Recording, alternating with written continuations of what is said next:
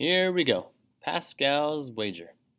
Pascal's wager, named after Blaise Pascal, a Frenchman who lived in the 17th century as a mathematician, physicist, philosopher, inventor, scientist, and so on. Now, Pascal will be the first one to tell you that this is not an argument for God's existence. This doesn't prove that he exists or not. Instead, he realizes, as in during his time, that there are a lot of agnostics, a lot of skeptics out there today who believe that you can't know for sure if God exists or God doesn't exist. So Pascal is challenging them, double dog daring them, if you will, to step up and say, all right, well, if you can't know for sure whether or not God exists, then be smart and place your bet on the one that's going to give you the best reward. And Pascal, of course, would say that that's going to be betting on God. Here's how it works. Pascal says that there's only two options. Either God exists or God doesn't exist. And therefore, there are two options for us. Either I believe in God or I choose not to believe in God. For the sake of this argument, I think Pascal would agree with this. That a person in this scenario that says, I believe in God, isn't just intellectually saying, like, I believe there's a God, and then nothing else. But, like, from the head to the heart, I believe in God, yes, and that's going to change the rest of my life. I'm going to give my whole heart, my whole mind, my whole strength, my whole soul to this God and to follow that God as best as possible. And then the flip side, I don't believe in God. I think Pascal would also agree that this would mean, intellectually I don't believe in God, but also to my heart. If there's no God, like, I don't need to follow any of his rules necessarily. I'm going to do whatever I want to do. So keep that in mind as we go through this. The first kind of box here, top left. If you believe in God and God doesn't in fact exist, the result is you were wrong. So what do you gain or what do you lose? Nothing. Nothing at all. In fact, poof. If there's no metaphysical reality, no spiritual, non-physical being out there, then really you yourself have no non-physical or spiritual reality. You have no soul. You are actually just your body, just a bunch of biological compounds working together and nerve endings firing in your brain, neurons, and so on and so on and so on. And so when you die, poof, you turn into nothingness as well. Your body ceases to exist after it's eaten up by bugs of all sorts, and there you go. Life was quite wonderful and pretty much meaningless. There's no real result for the rest of your life because you don't exist after you die. Down below, if you don't believe in God and God doesn't exist, congratulations, you are right. And what do you gain or lose? Well, you still gain nothing. Because poof, you cease to exist after you die. You're nothing but a body, and when your body dies, you don't exist anymore. So, wonderful. Life was fun. However, if you believe in God, and God does exist, you're right. And what could you gain from this? Everything. Eternal happiness, also known as heaven. Life with God forever. This is obviously a good thing. So, woohoo! A good bet right there.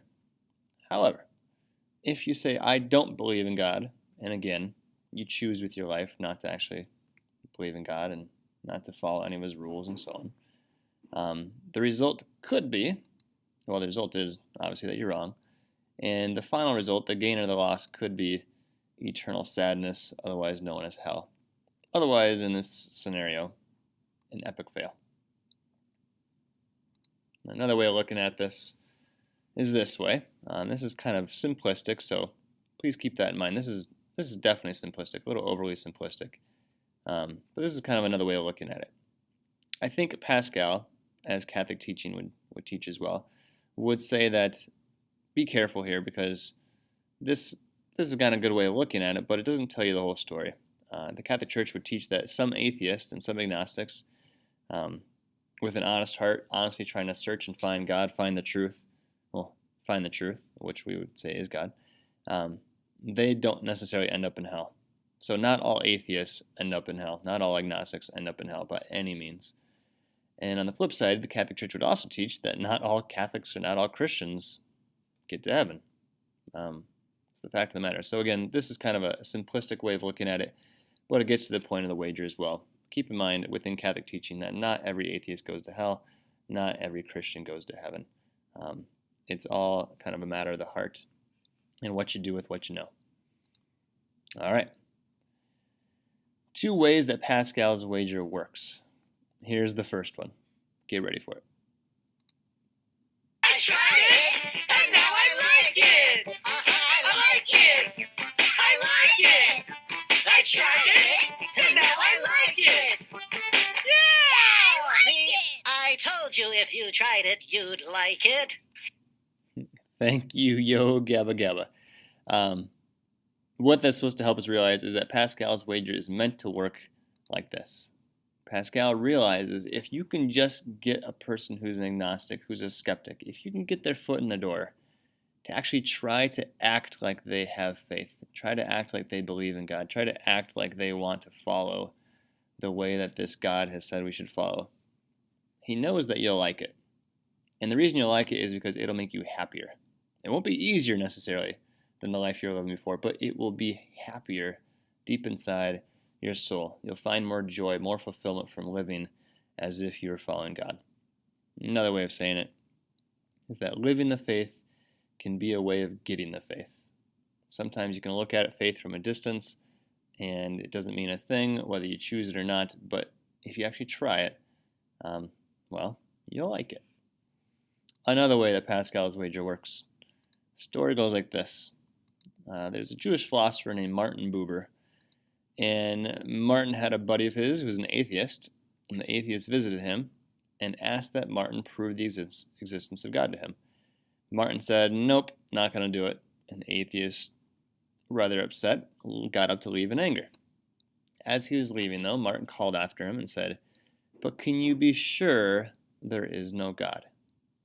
The atheist walked away, and 40 years later he says this, "I'm still an atheist, but Martin's question has haunted me every day of my life." Pascal's wager not only works in the sense that you should try and you'll like it and that's the best bet, makes the most sense, but also it's a good way of planting little haunting seeds in a person. If they don't think you can know for sure, well, all right, but what if you're wrong?